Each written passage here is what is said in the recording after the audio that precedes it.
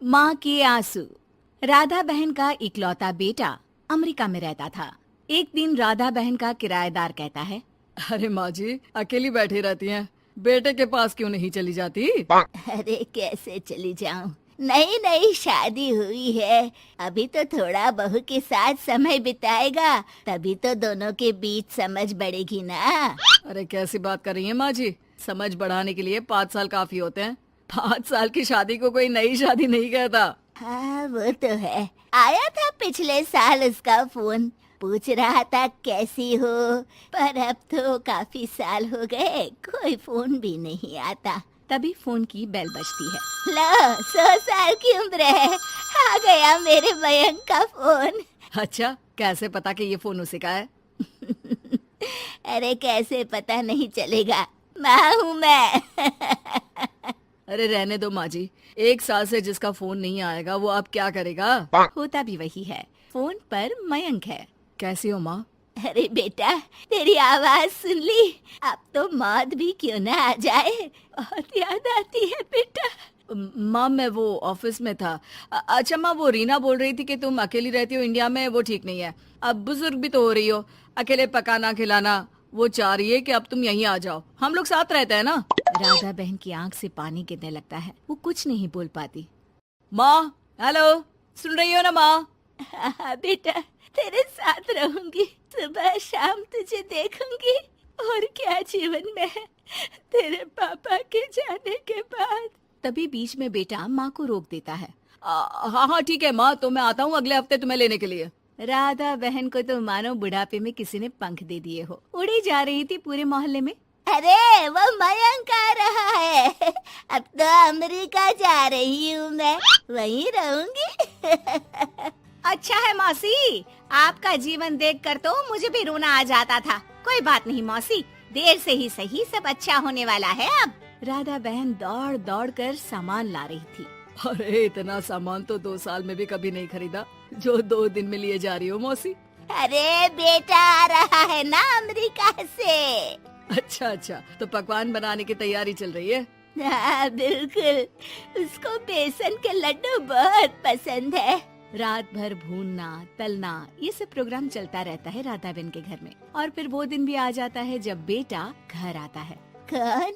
माँ मैं मयंक। ये घर का क्या हाल बना रखा है, न सफाई न धुलाई, कैसा लग रहा है ये घर? घर तो ऐसा ही था बेटा, हमेशा से, बस तू थोड़ा कमजोर लग रहा है। क्या हुआ बेटा? ये कमजोर नहीं, फिट होता है माँ। वैसे और बता, क्या हाल है तेरे? बेटे के मुंह से हाल पूछने का अंदाज भले ही फॉर्मेलिटी वाला हो, लेकिन राधा बहन की आंख फिर भर आती है। अरे यार, ये तुम्हारी हर बात पर रोने की आदत न जाने कब जाकर खत्म होगी।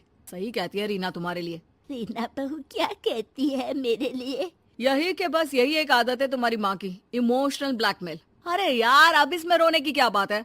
ना ना कुछ नहीं, बहुत दिन बाद तो घर आया ना, तो क्या रोएगी? हाँ क्यों?